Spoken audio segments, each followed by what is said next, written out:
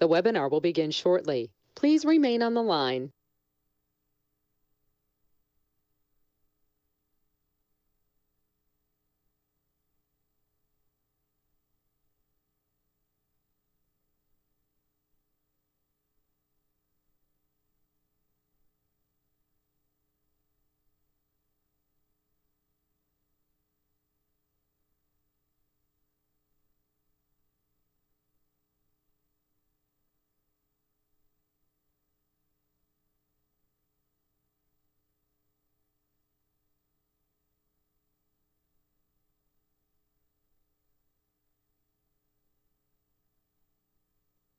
The webinar will begin shortly. Please remain on the line.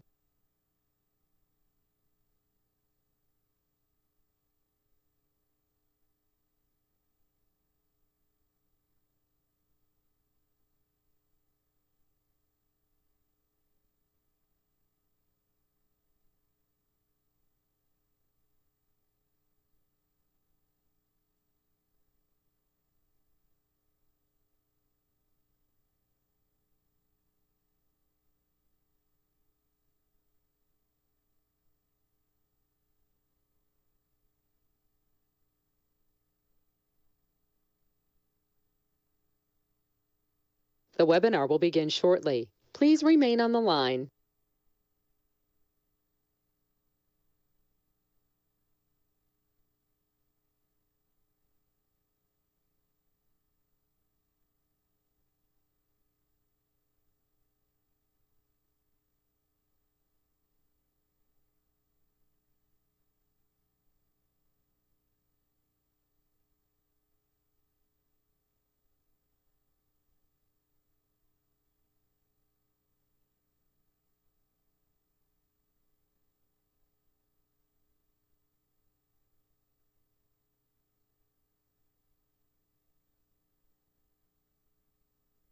The webinar will begin shortly. Please remain on the line.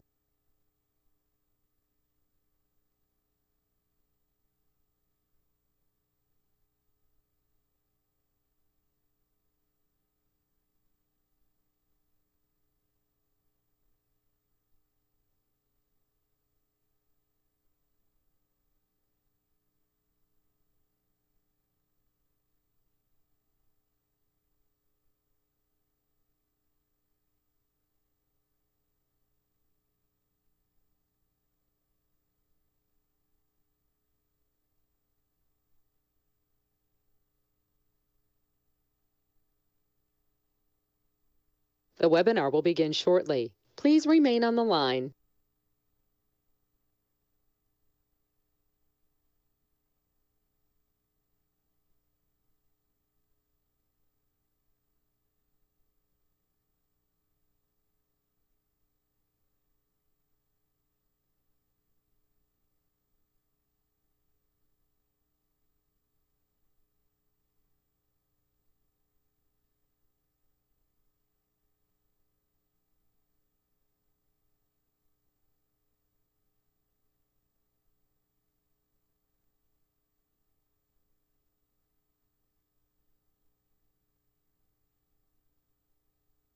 The webinar will begin shortly. Please remain on the line.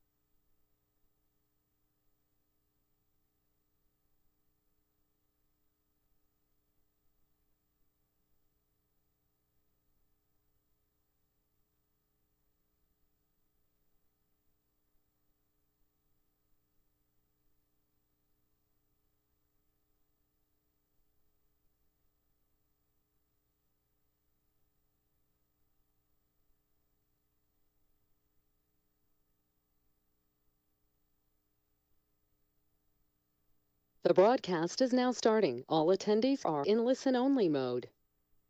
Good evening, everyone. My name is Jacob Kaza. I'm a senior planner with the City of Westminster's Community Development Department.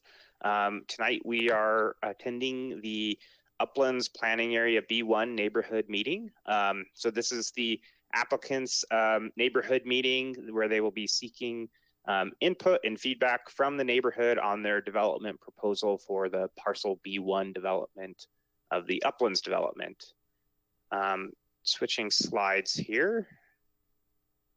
We should be able to see now our questions and comment format. So we are using still our GoToWebinar format.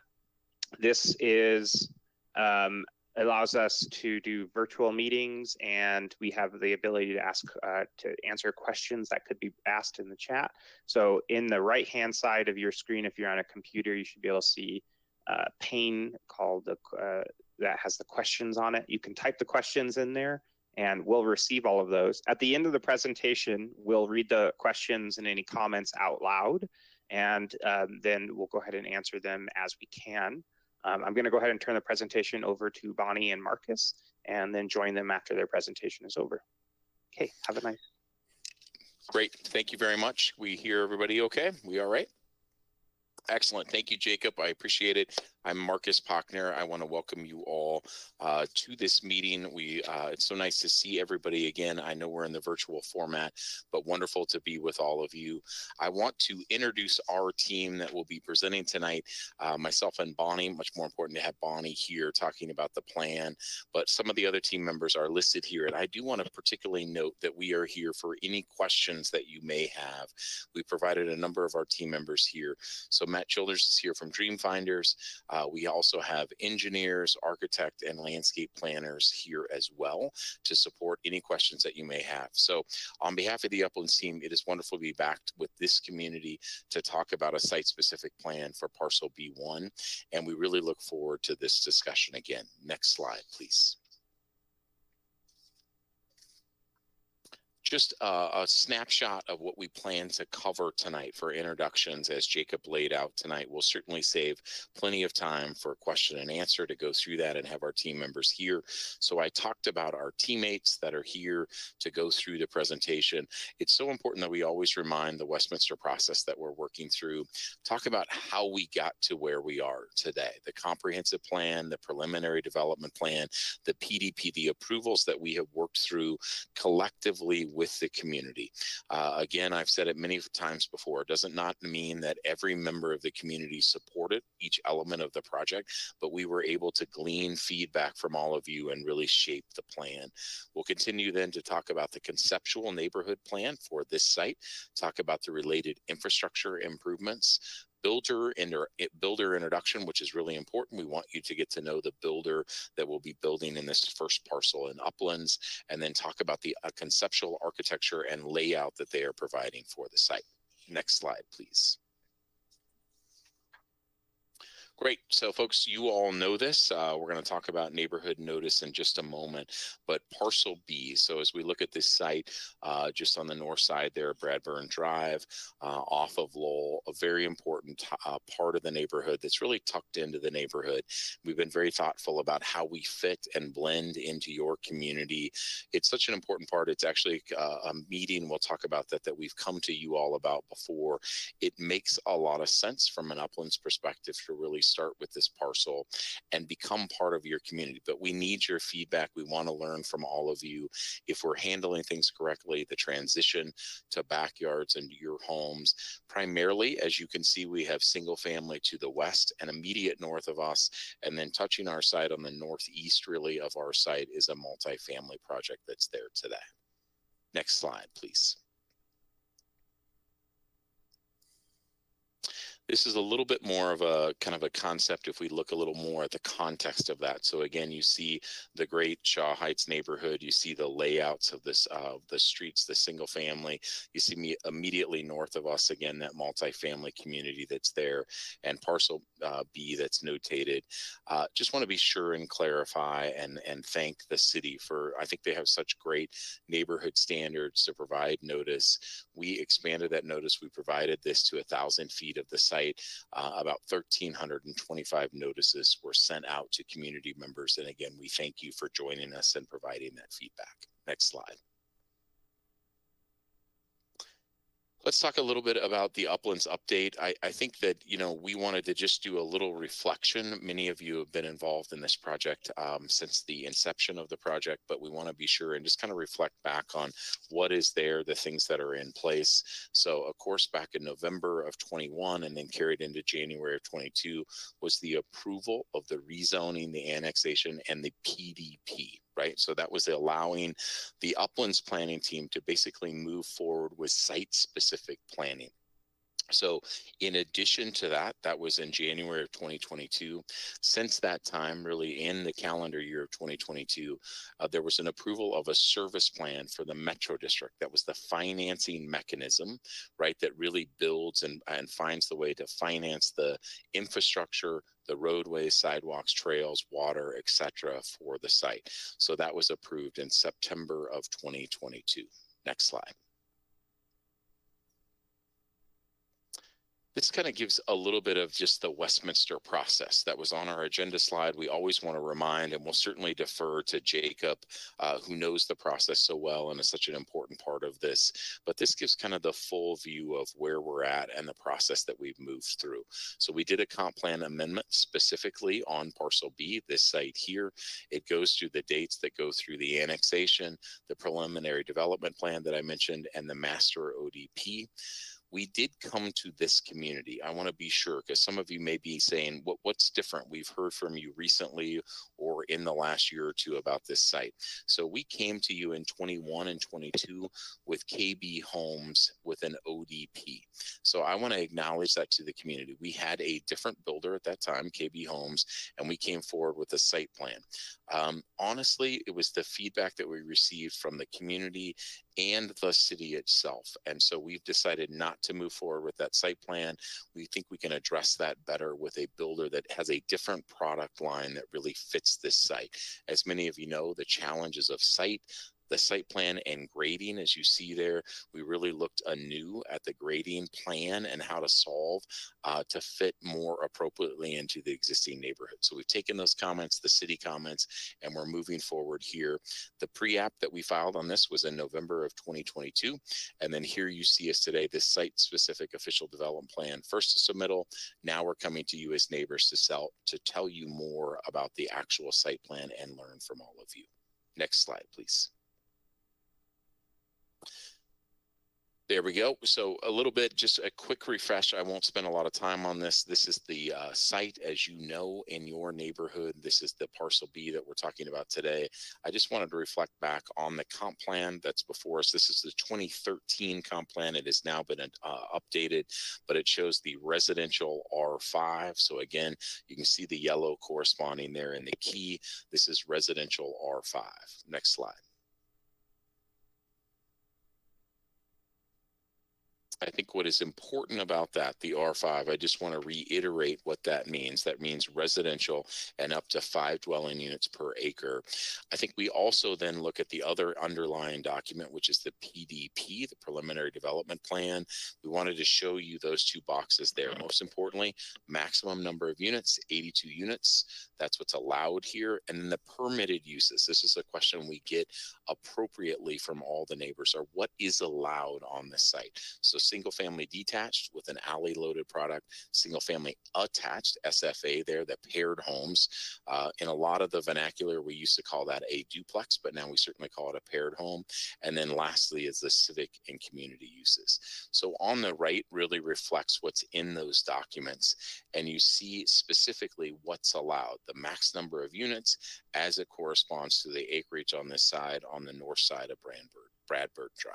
Next slide.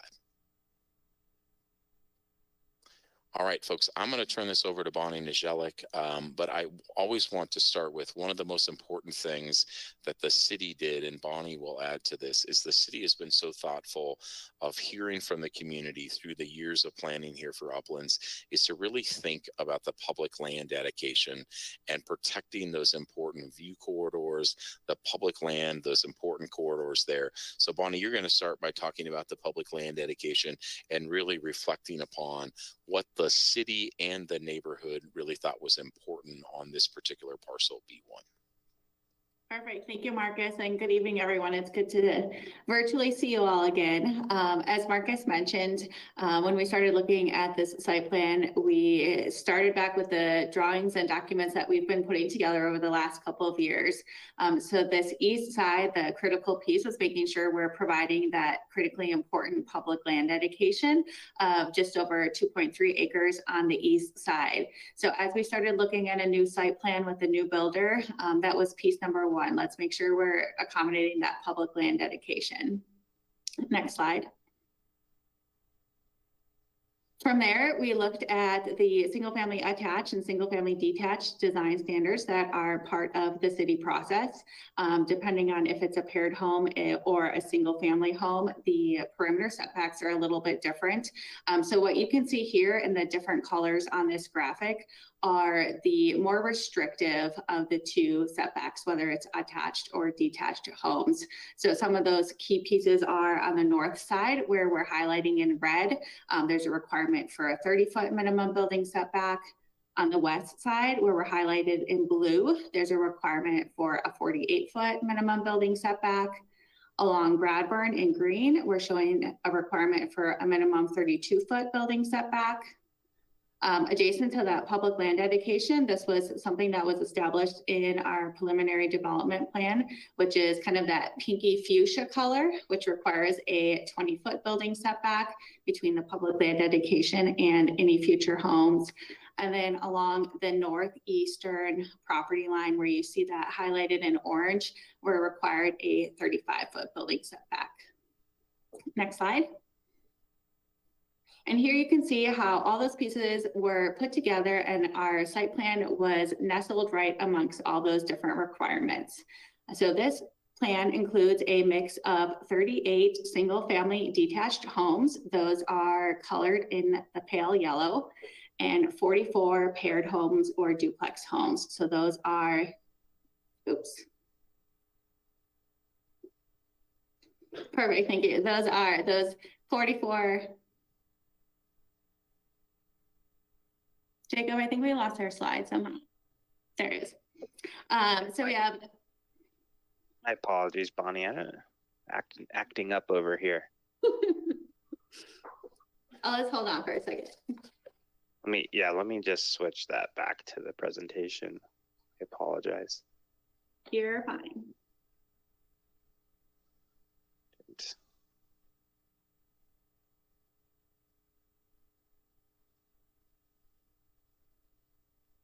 Oh, that's definitely not the one we want.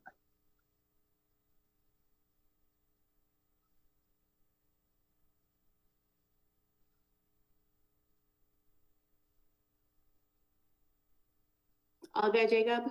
Yeah, I think we're up now. Mm-hmm. Okay. All right. So like we were saying, we have a mix of single family detached and paired homes. So the pale yellow color are the single family detached homes. There's 38 of those. Those are 2-story front elevations, and then they have a 3-story rear elevation that accommodates a 2-car tuck under garage. The kind of light brown or beige buildings, those are the 44 paired homes. Those are also alley loaded with a 2-car garage. Those are just 2-story buildings. The site is access. We have one point of access off of Bradburn on the south. Heading north-south, there's a local street that has on-street parking that culminates in a cul-de-sac on the north end of the community. We have a centrally located, publicly accessible private park right in the middle of the community with homes fronting the north and south sides of that. On the far north end, you can see we have a detention pond to help gather any water on site. And then sprinkled throughout, we have a mix of additional surface parking spaces and trails providing connections between the homes, the publicly accessible private park, the different landscape buffers, and then ultimately connecting to the public land dedication on the east side. Again, that's a total of 82 homes, which is about 4.97 DUs per acre, complying with that maximum 5 DU per acres identified in both the comp plan and the preliminary development plan. Next slide. Another key piece of both the preliminary development plan and the comprehensive plan, which we worked very closely with both the neighbors and city staff on, were the view corridors along Lowell. So on the bottom left of the screen, where that orange star is, this is a view looking kind of northwest along Lowell on the property to the south. So this image shows both the view today, and then it shows what the proposed view are. the view is. So all these proposed homes are kind of tucked below this grade, so that's why you can't see them.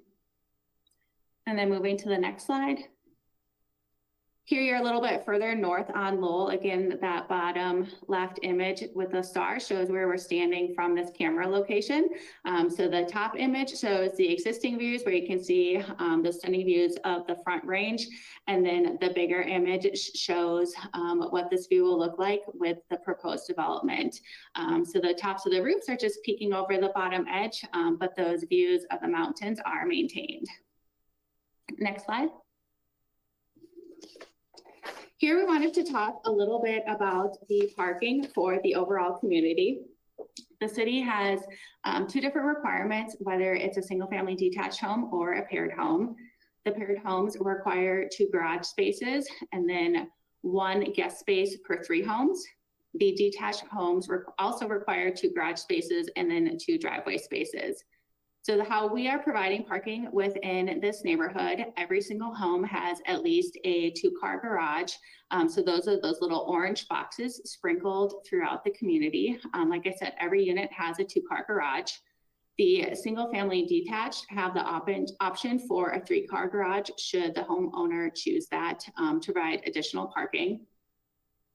We are meeting the guest parking through a variety of different options. One are the blue spaces highlighted in here.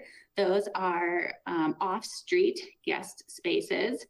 So we have a total of 42 of those. And then we're also providing parking along Osceola Street. So that's that north-south street highlighted here in purple. That provides an additional 50 spaces. So we are meeting the parking requirements from a quantity perspective, but we're distributing those between garages, surface parking, and on-street parking.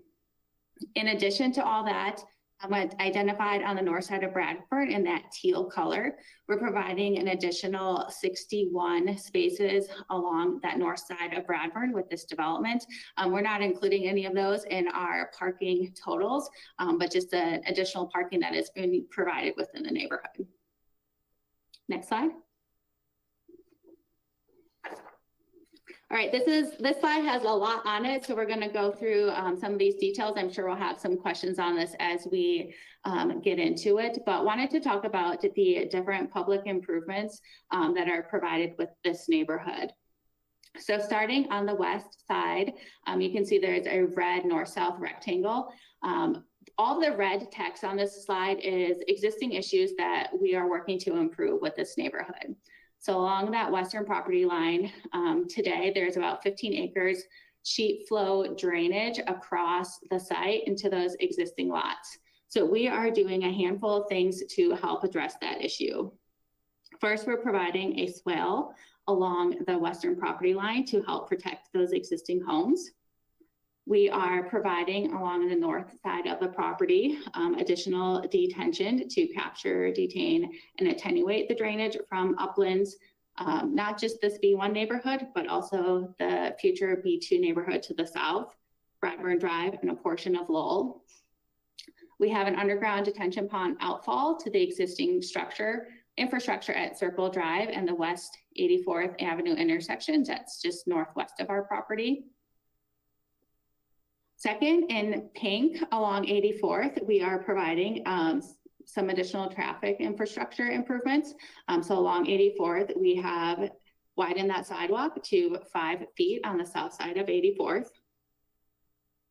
Moving to the southwest corner of the property, looking at the LaPlace and 82nd Avenue, we've been working through these details with neighbors, city staff, quite a bit over the last 5 or 6 years. So that existing intersection configuration at LaPlace, 82nd and Bradburn is not ideal. The drainage is not ideal. The traffic movements aren't ideal. So we've been working with staff to figure out better solutions for that. So what this plan proposes is disconnecting the LaPlace and 82nd intersection from Bradburn and providing better drainage to that existing home to the north side of that. We are capturing the drainage for that area and conveying it underground to the detention pond. And we are providing a cul-de-sac at 82nd Avenue to provide fire turnaround access. And then the last piece we'll talk through, and again, we can answer any questions about this as we get into it. But the balance of the pink lines on this page are additional street infrastructure improvements that we're providing. So curb, gutter, and sidewalk along Bradburn Drive, both on the north and south sides, to remove those existing roadside ditches, and then street improvements along Lowell as well. Terrific. Bonnie, I just may add, if I may, that I know we have two of the neighbors that are immediately south there of 82nd. So we appreciate all of you joining us again. And just want to say that we know there's a lot on this site. We actually are on this slide. We did it intentionally really so we could talk through it in the Q&A. So please, neighbors that are there, again, I think this reflects a lot of the comments that we've heard from all of you during the years of discussion about this site, but particularly about Bradburn and then LaPlace Court and how it connects or disconnects as what we're suggesting here, which is consistent with what we've been and the city has been recommending. So folks, we'll go through that in more detail. But Bonnie, I just wanted to note, I know we have a couple of neighbors that are immediately south of that, and we can talk about that in more detail. Absolutely. Thanks, Marcus. Next slide. Here we are so absolutely thrilled to introduce you all to our first builder at Uplands, which is Dreamfinders Homes. And I see Matt is about to show his face, I think. But I want to introduce Matt Childers with Dreamfinders Homes just to talk a little bit about who Dreamfinders Homes is. Hey, Bonnie, can you hear me okay? It doesn't look like the video is pulling up. Yeah, we can hear you. Okay, perfect. Yeah, so I'll keep it short, but just a little bit about who we are. So we're a home builder that builds in about a dozen states across the country, and we've been here in Colorado since 2014. And so we've been here and established for quite a while. We've got about 20 active communities at the moment, ranging from Castle Rock up through Fort Collins. And when the opportunity came up to be able to partner with the Uplands master plan, we just couldn't possibly say no. So we're ecstatic to be able to have the opportunity to debut 2 new floor plan series that we have literally designed iteratively with Bonnie, our architects and company, to best appreciate this property and the topographical needs that come along with it. So thank you for having us, and we'll be here to answer any questions. Thanks, Matt. Jacob, could you go to the next slide? So with that, we wanted to walk through the different home types that are proposed within the neighborhood. So first we have the single family detached tuck under homes. So again, these have the 2-story front elevations, which is what you see here on the screen today. And then the rear elevations are that 3-story with the additional story being that tuck under garage to provide that 2-car parking. The single family detached series has an option for 4 different floor plans. They range from about 1,800 to 2,300 square feet and have a number of different elevation styles, including farmhouse, craftsman, and transitional. We're working on a couple of features from an environmental standpoint, including tankless water heaters, 220-volt outlets in the garages, and then working to meet and exceed energy and building code requirements as we can as we work through the details of those buildings. If you go to the next slide, here you can see a rendering of what those buildings will look like along a streetscape. So at the bottom right image or bottom right corner of this slide, you can see a key map. So this is standing on the south side of Bradburn, looking northwest at the proposed single family homes. Again, you can see that 2-story front. We have outdoor living spaces, both in a ground floor patio and a 2nd floor deck. And you can see a consistent low water use plantings along the street to help create a uniform design and make sure we're being sensitive to the water needs of Uplands. Next slide. Next, we have the single family paired homes. So these are true 2-story homes on both the front and rear elevations. So each of these buildings accommodates 2 units. Both of those units have a 2-car alley loaded garage. We have 3 different floor plans to choose from within the paired home series. Each of those units ranges from about 1,500 to 1,750 square feet. And we also have 3 styles to choose from on this as well. The farmhouse, the craftsman, and actually a mid-century style elevation. These also have the same tankless water heaters and 220-volt outlets, as well as working on energy and building code requirements exceeding those. Next slide. And here you can see a rendering of what those paired homes would look like. So here you are standing on the north side of that internal publicly accessible park, looking across the open lawn at the front of those paired homes. Next slide. Here you can see a lot typical for both the paired home on the left side and the single family detached homes on the right side.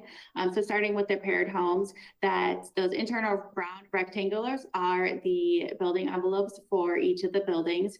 So you can see we have landscaping along the alley to help soften that hardscape while still maintaining sight lines.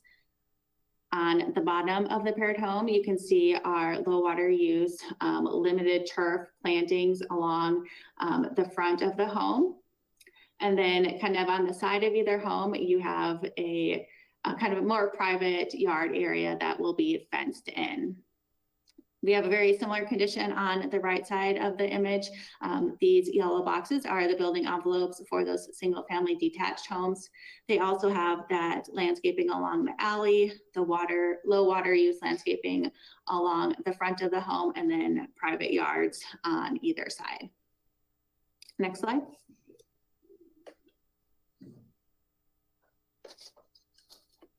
And now we just have a couple slides. We want to walk through some of these publicly accessible neighborhood amenities. So here you are looking kind of a bird's eye view of that internal publicly accessible park. So this is standing on the east side of the park looking west. Kind of at the top of the screen, you can see that north-south Osceola Street kind of bisecting the screen with homes fronting just to the west of us. On the right side of the image, you can see those are the fronts of the single family homes. And then on the left side, that's where those paired homes are. So this publicly accessible park has a handful of different amenities. You can see a tot lot with play equipment ranging for ages from 2 to 5 and 5 to 12. We have a shade structure providing a gathering destination for the community and a place to gather outdoors in most weather conditions, and then a variety of seating options for both groups and individuals that are concentrated within the main gathering area and along the internal loop. Next slide. And here's kind of an eye-level view of the opposite end of the park. So now we're standing on the western side of the park, right along Osceola Street, looking east. Again, you can see that open lawn area that provides both active uses such as soccer, frisbee, or passive uses such as yoga, or just laying across the grass, staring at the clouds floating by. So again, has those homes providing eyes on the park. And then the walls you can kind of see tucked along the side so that we provide that true flat area for different activities. We're also providing pollinator gardens so that we're encouraging bees and butterflies to come into this space and help pollinate the different species provided within the park. And I believe that might be our last slide. I think that is correct. We want to just step in again. This is kind of an aerial view looking at those amenities that Bonnie just described and the houses surrounding it. So Jacob, we are officially through it. We look forward to questions. I do want to thank, I looked at a number of the attendees, people that have been involved in this process throughout. So we look forward to hearing your comments and questions. And again, we have kind of a full team here, Jacob. So if there's architectural and engineering questions, we're happy to answer any of those.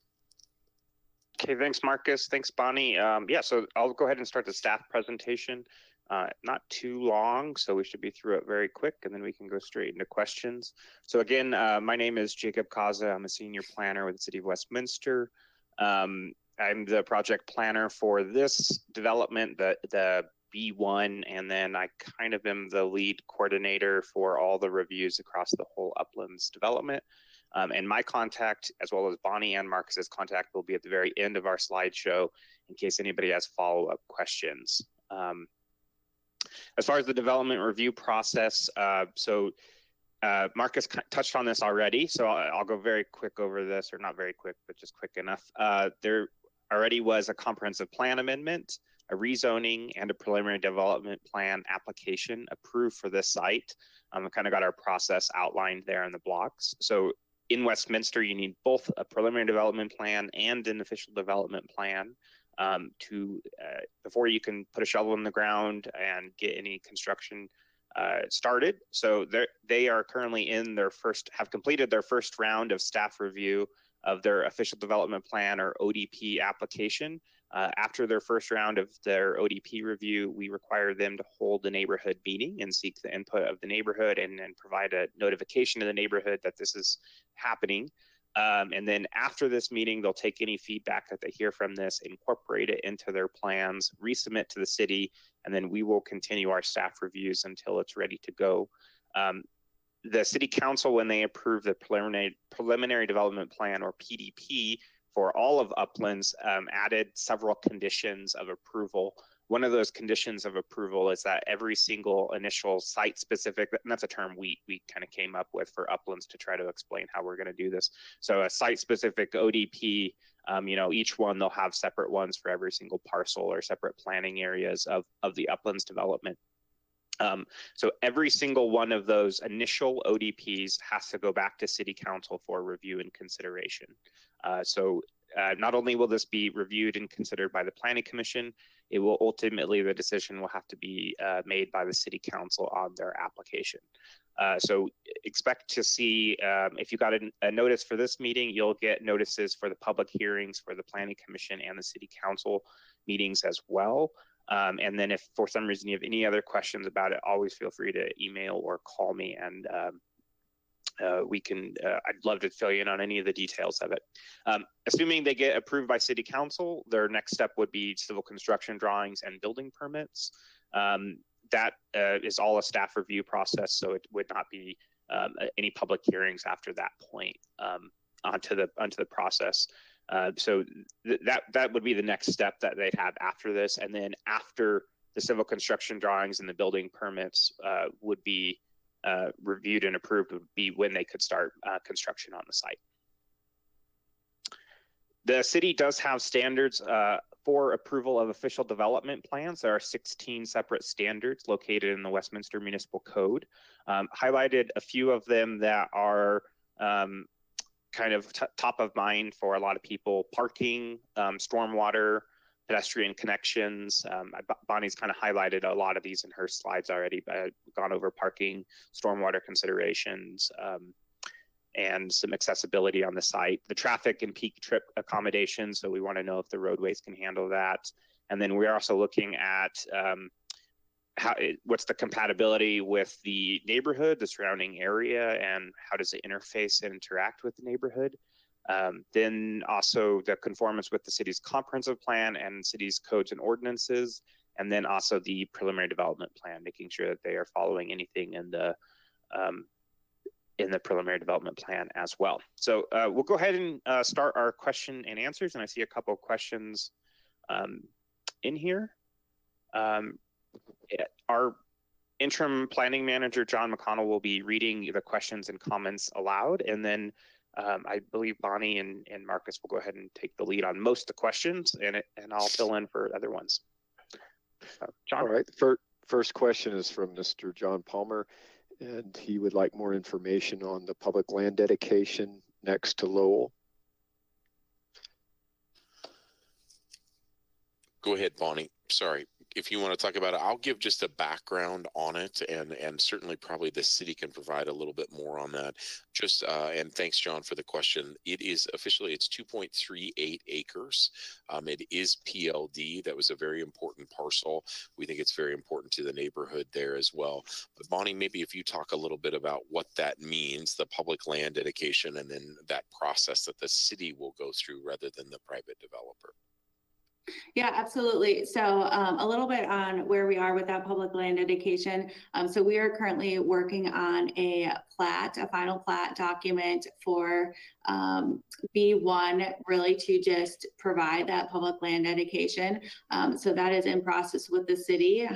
The most important first step that we have is providing all that land over to the city. So that will likely be dedicated to the city later this year. It will go through a city process led by the city for any design. Jacob, I don't know if you want to add a little bit more to what that might look like. Yeah, so right now the city's just beginning to start its planning process for all of the public land dedication across the Uplands. So they're dedicating about 40 acres of land, and then we'll call it just the difference between what they would owe in land dedication versus what the city's taking from, having dedicated to the city. The city's receiving cash for that, and the city council added a condition that a special revenue account shall be set up, and all of that public land dedication cash will be used to develop the PLD in the Uplands development specifically, with a goal to get those parks developed in a timely manner, so that way they can be available to the community at large. So that's ongoing. We don't have anything identified right now for the PLD specifically on the Parcel B-1 site. All right. Next question is, what are the building heights? Terrific. I'm happy to provide a little context on that, and then sorry, I unmuted myself there. If anybody wants to add anything to it. So as you see on our slide that shows kind of the overall site plan, we have a maximum height of 32 feet and 2 inches on this. But our paired homes, just so everybody can think about that again, the duplex style home is 29 feet. The single family detached, the other product that we talk about, those really vary depending on the grading, but generally around 31 feet. So John, thanks for the question. I think it's actually very fair, but again, maximum height of 32.2, but we're really trying to stay 29 or 31 feet. All right, thank you. Next question is, what is the distance between the homes? I'm gonna let Bonnie do that. Thanks, Marcus. So we are proposing a minimum side setback, whether it's a paired home or a single family detached home, of 7.5 feet. So that creates a minimum building separation of 15 feet. Depending on where you are in the site plan, that may be increased in different spaces. Sometimes we have a trail corridor between homes, or if the street is at an angle, you might get that might increase along the side of the lot, but that minimum is a 15-foot building to building separation. All right, thank you. Next question is, what will the price point be? Yeah, so I'll just kind of go through, and everybody, this may go to John if there's questions in the future about kind of overall timeline. I think when we look at this, we don't know yet today. What we're saying is it's a little too early to determine that price point. These homes will probably be in early 2025, right? So that's the process, the approval process that we go through here with the city that Jacob outlined so succinctly and went through that, and then the construction timeline. So again, we're looking at 2025 for these homes. So we'll pride them. Matt, if there's anything, I mean, you certainly go through that analysis, right, on the pricing for your homes. But again, we're really looking out, right, to 2025 right now for that price point. Yeah, nothing to add. I mean, I know there was a Berkeley community kind of northwest of the Uplands master plan that sold through 60 or 70 paired lots, and these are going to be similar products. So as far as like a best guess on current market, I would probably use that as the most quality nearby competitive community, but it's just far too soon to tell. All right, thank you. Next question is, does the PLD meet city code? I'm going to give a quick answer on that, and then I'll defer, John or Jacob, if you want to add anything else to that. It does meet PLD, and there's two ways you can satisfy that PLD. It's through direct dedication or a combination of that with cash in lieu, with fees. And so we went through that process with City Council. They actually went through a very thorough analysis of what that right combination or that mix was. And so, yes, the PLD does meet city code. But again, I'll defer certainly to the city experts on that. But from our perspective and the City Council prospect of meeting that, we believe this meets PLD. Yeah, Marcus, I'll go ahead and just add to that. So the PLD that's dedicated on B-1 is a part of the entire PLD that Uplands will be dedicating to the city across their entire development. It is in line with, it is exactly what was shown on the PDP that City Council approved. So this, I would say, yes, just generally meets the city code. All right, thank you. Next question is, it looks as though Bradburn Drive will be rebuilt. Is this the case? Also, the design of LaPlace and 82nd looks great. We love it. We'll take that comment anytime. I think we have, and I mean that, I think the city led us forward, honestly, on that design. And then Dawn and others there that live just south of that intersection really helped us thinking about LaPlace and 82nd. So folks, I think honestly through kind of trial and error, we've kind of reached a good solution there. Just to Bradburn itself, to answer that, it will be improved. I'm not saying rebuilt is the wrong word. We'll add to that, we're rebuilding it. It will be improved to city standard.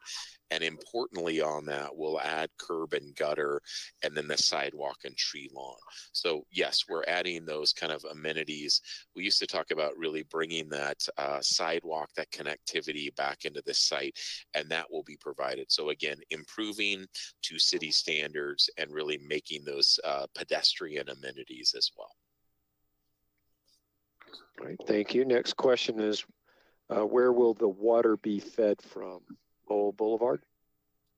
Yes, and Bonnie, if we need to, we can certainly have our engineers, but it is a loop connecting from Bradburn to 84th. So that's how we've designed it. The city provides that feedback on that, but that is a loop connecting from Bradburn to 84th. All right, thank you. Next question. The PLD view corridor pictures show view from farthest point. What happens as you approach the development? When the PLD is dedicated, it becomes city property. The housing count appears to include what will be city-owned property. Isn't this increasing the R5 zoning since PLD is not owned by the Uplands or Varde partners? Jacob, yeah, Jacob or Don, if I misspeak at all, please correct me. But the way the R5 land use designation in the comprehensive plan, that density is based on gross density. So the gross density for this North B1 parcel is 16.2, I believe it is, acres. The PDP further defines that with the maximum 82 units within the limited parcel. So it complies with the gross density that's allowed in the comprehensive plan, and it complies with the maximum unit count that was approved in the preliminary development plan. Yeah, the only thing I just want to be sure and answer the first part of that too about the view corridor, right? Because Bonnie, in some ways that was asked about, we're showing that angle. So again, in our presentation, we showed a key map of that existing view and then with the proposed housing on the site. I will just remind that the importance of that view corridor, if it forms a triangle, is to really think about that historic important view. And that view is literally at the top of that, the back of that area. And so we're trying to protect that view and really honor that. As you approach, as the question said, as we move closer to the site, closer to Bradburn, to turn left, right on that, that does change, but that's why the city, I think in really great planning, has answered with additional view corridor, if you will, in PLD, right? So there's PLD there. So we're really protecting that whole view corridor along there. Two different things, view corridor and PLD. But I think to the person who asked the question, it's really great to see that the city honored that from the far back, the view, the historic view there. And then as you turn the corner, if you will, that'll be protected with PLD as well. Yeah, probably just to add on to that, again, what Bonnie said about the density, we do calculate that as gross across the site, and that happens prior to dedications for roadways, public land dedication, or any other construction on site. So the density for parcel B1 is calculated separately from the density for parcel B2 because they're separated by road rights of way, and they also have different, in the 2013 comp plan, they had different categories. And so this is a separate calculation that's happening across all of parcel B1, and that was approved with the preliminary development plan, and that's what they're allowed as a maximum based off that preliminary development plan. All right, thank you. Next question is, when will upgrades be performed on water lines? We just asked that question, thanks, John, just on kind of the process, for the upgrades on that. So on the water line specifically, Bonnie or maybe Eric, if you want to answer that, but it all is kind of in our phasing plan, but Bonnie or Eric, if you want to provide that answer. I think Eric might know, but I guess trying to understand exactly which water lines John, you might be referring to, if you could provide clarity on that. Yeah, and I'd probably just say one other thing. So there are two separate kind of projects that are happening. So with the approval of the master official development plan and the city council approving the preliminary development plan, the master ODP is just for parcel A. They have, the Uplands development team has a load of master infrastructure improvements, is kind of what we call them, that they'll be doing across the entire Uplands development and roads around it. So that'll be 84th, 88th, Federal, Lowell, and some other places as well. So that's one separate thing that could commence construction this year, potentially in the fall. And then separately, they'll be doing infrastructure work just for each specific site-specific ODP area. So B1 would most likely be the first one, and I believe they would. I just heard the group talk about maybe a 2025 start for construction for B1 specific improvements. But the overall construction for the master infrastructure could potentially start this fall. Great. All right, it looks like clarifying his question, he's referencing the water lines from Lowell and ask who is also paying for it.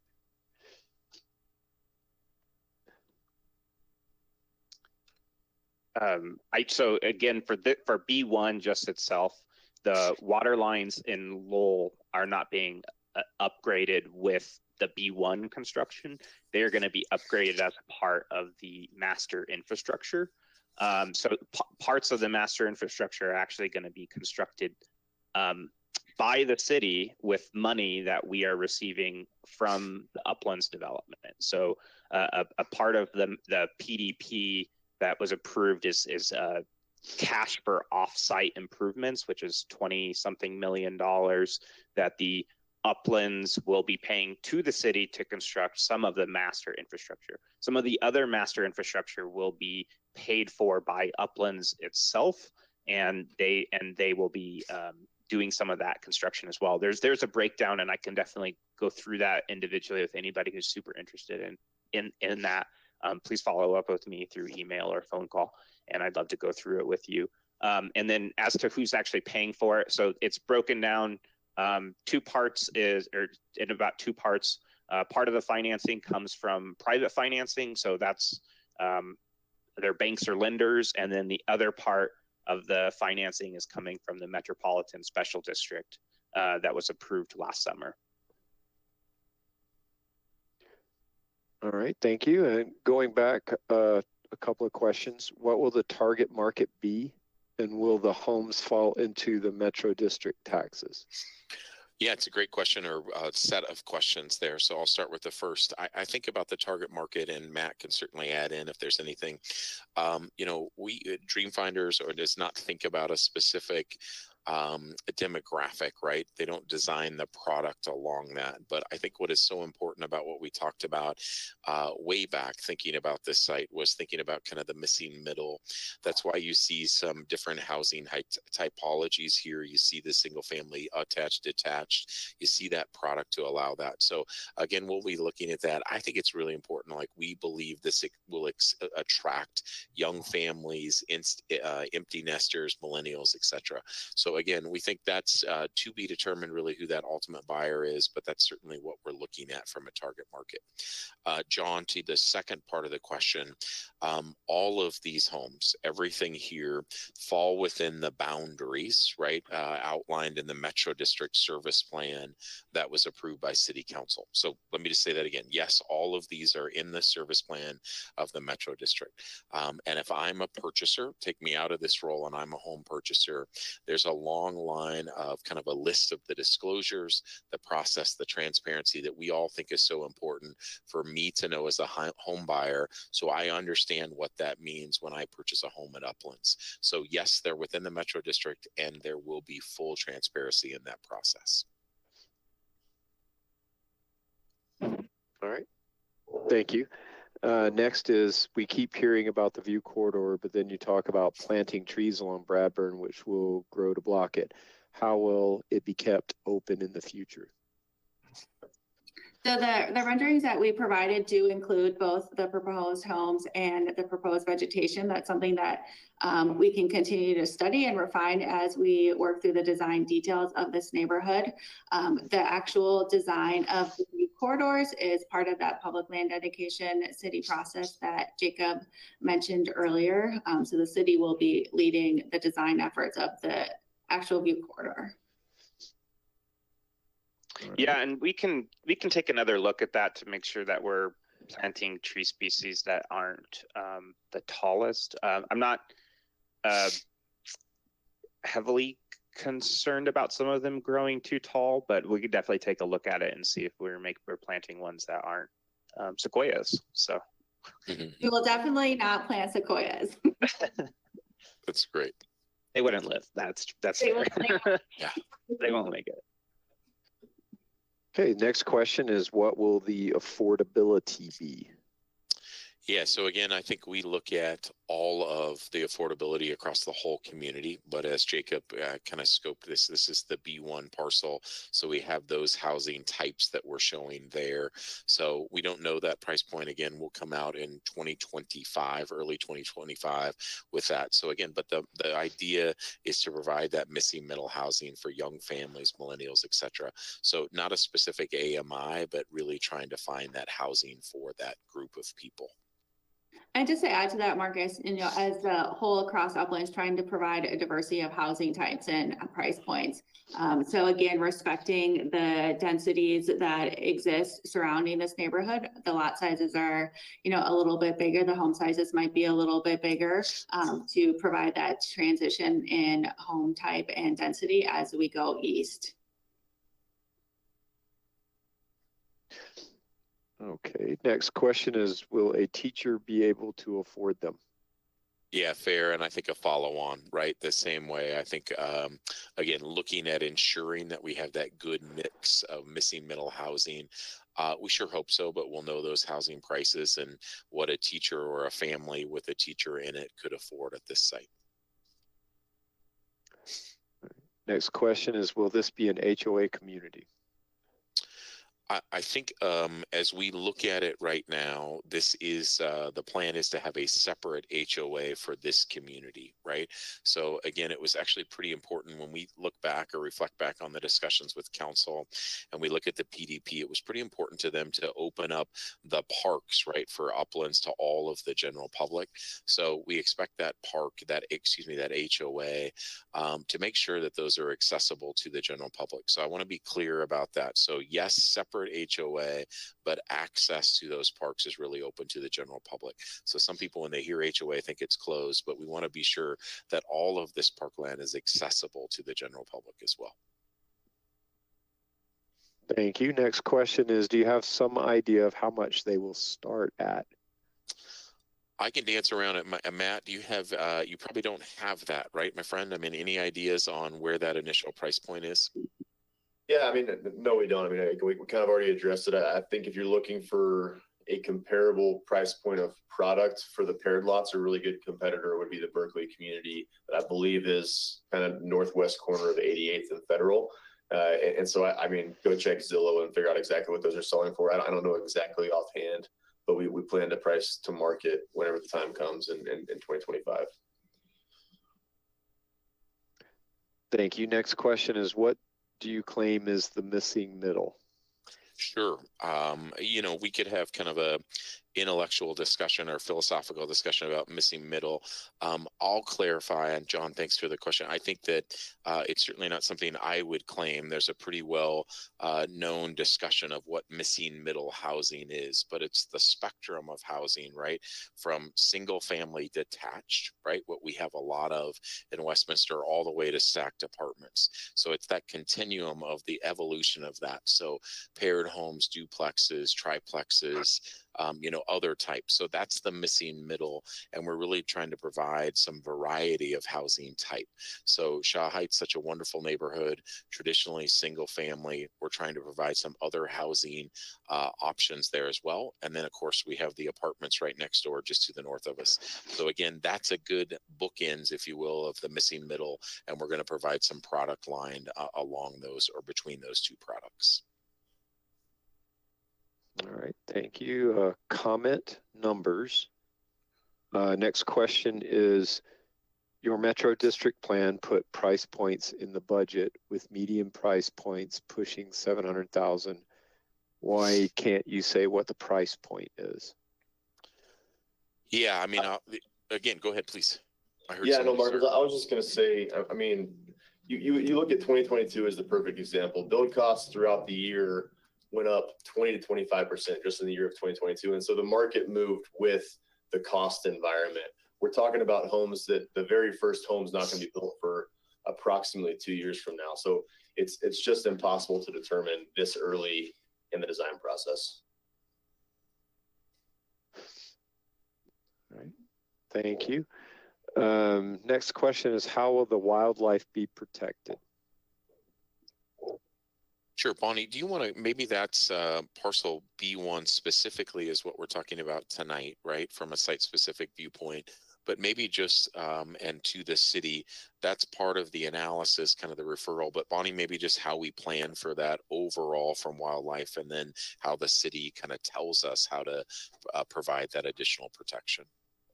Yeah, absolutely. Part of the process that we started with the PDP was an environmental phase 1 summary. So studying to that to make sure there are no protected species, which we have confirmed. And that's a process that we can continue to confirm as we go through the detailed design process. Again, we want to make sure that we're providing both, you know, these more informal landscape buffer areas to provide habitat spaces, the public land dedication, thinking very thoughtfully about different plant species, pollinator habitats, things like that to encourage, you know, those butterflies, honeybees, things like that to remain in this area. All right. Next question is, you said the missing middle were teachers and police before, and now that has changed. Yeah, I think just to clarify that, and I think just to be careful about, so people aren't reading into any language. I think the spirit of missing middle housing is to provide housing for all of us, the working class, for teachers, for police. It's finding that balance that is right. So again, it's about having options and more attainable product, right? One thing that I will focus on, and it's kind of the opposite of what the question says here, is one of the questions we've heard or comments we've heard from a lot of the neighborhood, particularly the neighborhood to the south of this area, is to have larger lot product, right? And so we're thinking about that as how to provide that option. So I just want to be clear that across the Uplands, we want to provide that housing spectrum. So folks, we're not changing that. Missing middle isn't changing. It's about housing variety. We believe the appropriate response is to provide that variety and not do large lot single family. That means it's too expensive. It means it's wasting water. It's wasting all of our precious resources. So we're not going to change from that. We think it's really reflected in what we got approved by City Council, and we're going to continue to reflect that in our specific site plans. All right. Thank you. Next question is, will there be any dog or pet areas in the development? Yeah, one of the key components of kind of the trail and park network is making sure we have pet pickup stations. So people have places to walk their dogs throughout the community and deal with their waste appropriately. Bonnie, just to clarify on that, there's no like a dog park planned. We have not created a formal fenced off dog park. Like an off-leash dog park. So there are no off-leash dog park areas in the plan. There is the publicly accessible private park. There's a series of walking paths planned throughout the connecting between Bradburn and 84th, and then there will also be the PLD, which we have not planned at this stage. But again, that PLD is on leash. So. And then the homes have their private side yards too. All right, next question is, how many acre feet of water will be used in this development? Bonnie, go ahead. We're going to definitely phone our engineer friend for that one. Eric, can you help us answer that one? I'm gonna have to look into it for what the demand is for the 82 homes that we have, but I'll get back. Can you guys hear me? Yeah, that's great. John, we'll if there's a subsequent question, we'll give us a minute here. We'll look that up and provide an answer.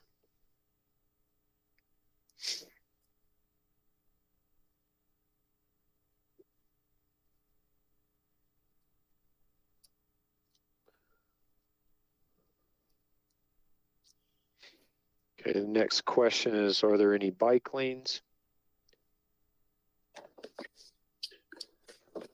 Let me just double check our street sections to make sure we are answering that correctly. So these street sections were all developed within the preliminary development plan, and we are complying with each of these.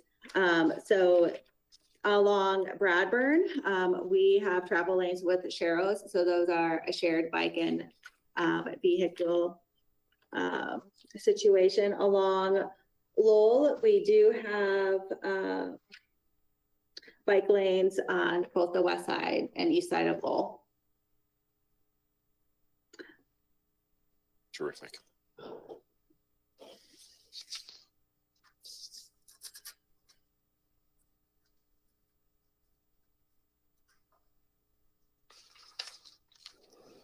I'm not seeing a lot of more questions come in from the audience. We have about, at one point had about 15 attendees in attendance. So if we don't keep getting a more kind of trickling in, we may wrap up the presentation then at that time. But we got one more in here. So. All right, the next question is, drainage on north side of 84th and Circle, will that be upgraded? Yes, and so we tried to labor through that infrastructure drawing to be sure that we kind of address that. So again, everybody knows 84th, right? So the north side of ours. So Bonnie, that is something we have worked so collaboratively with the city on as well. And so maybe talk a little bit about that at Circle is what it's noted particularly, but maybe the improvements there along 84th. Yeah, so we are providing an underground detention pond outfall from our detention pond heading west to the existing infrastructure at Circle Drive and West 84th. So that gets that water out of the curb and gutter system within the street and puts that underground. And in terms of the north side of 84th, Jacob, maybe you can talk to the ODP of the master improvements, but we are not planning on doing any improvements on the north side of 84th. With B-1. Yeah, I'd actually like to talk about the master infrastructure improvements. So as a part of, and we've kind of highlighted this already, so there will be separate construction with each planning area, like B1 and over on Parcel C and D and all throughout A.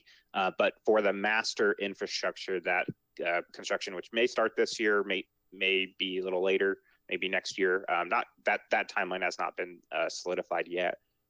There are changes to. I'm totally blanking on which road that is. It's right where Shaw Boulevard exits 85th. Is that 85th? That there will be changes to there. So the Uplands development overall is in the CLOMER condition. CLOMER is an acronym, federal acronym, conditional letter of map revision process with FEMA and the Army Corps of Engineers. And that process is to adjust the floodplain, and it will actually decrease the amount of area that is inside the floodplain. On Parcel A, they're constructing it's like a 600 by 300 foot detention pond that will collect all of the flows off of Parcel A, as well as flows coming down Lowell from north and south, because right where the existing Shaw is right now is kind of the low point there. It captures flows from Lowell both directions, 84th and 88th, and part of the flows from Federal, and then again all of A. And will hold them and retain them in that large detention pond on Parcel A, and then it does a controlled release, which will all be underground and a new pipe that the Uplands development will be building and installing down towards Circle.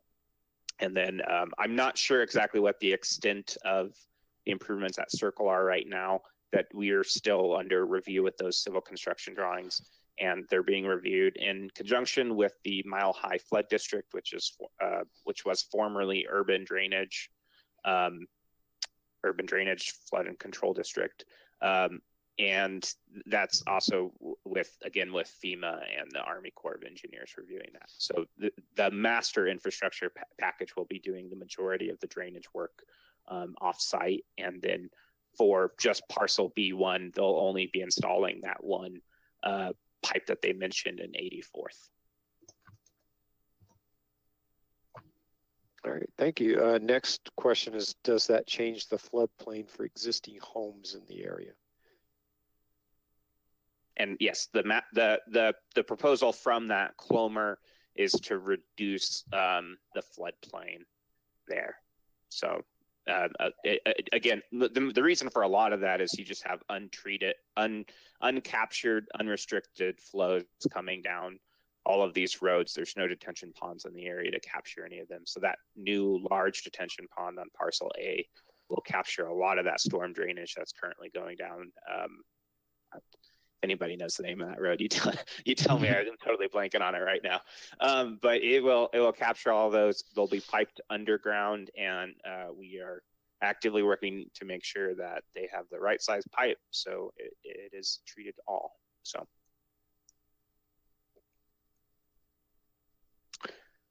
All right. Revisiting the acre feet question.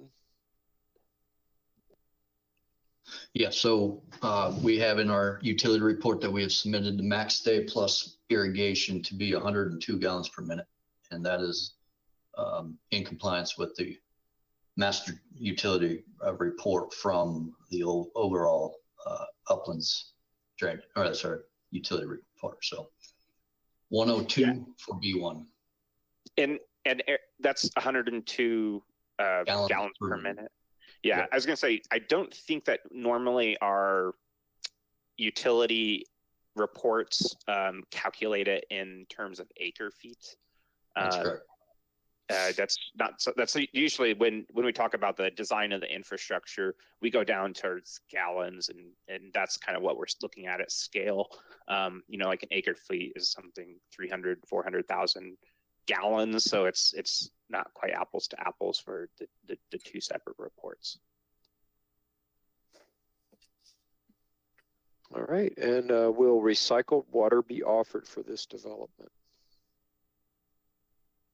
I'll go ahead and answer that. No, we don't. So recycled water, or reclaimed water, as other people may call it, it's the purple pipe water.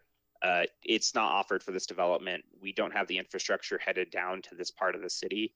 I believe our infrastructure stops at, I want to say, 92nd.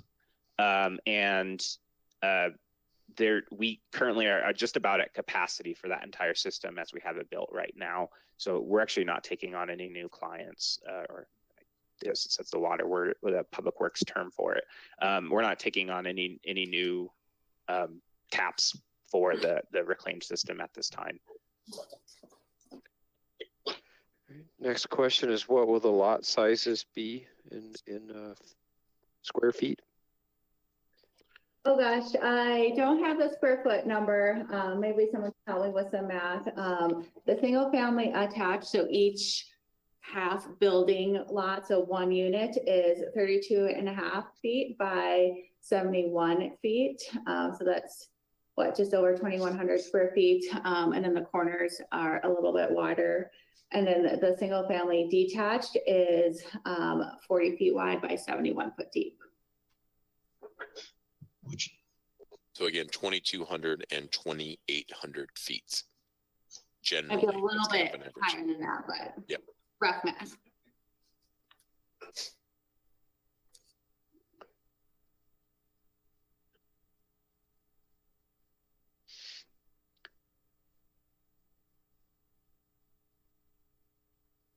Okay, I'm not seeing any new questions roll in, so I'll go ahead and put up the next slide. This has contact information for, if my computer will agree to do that.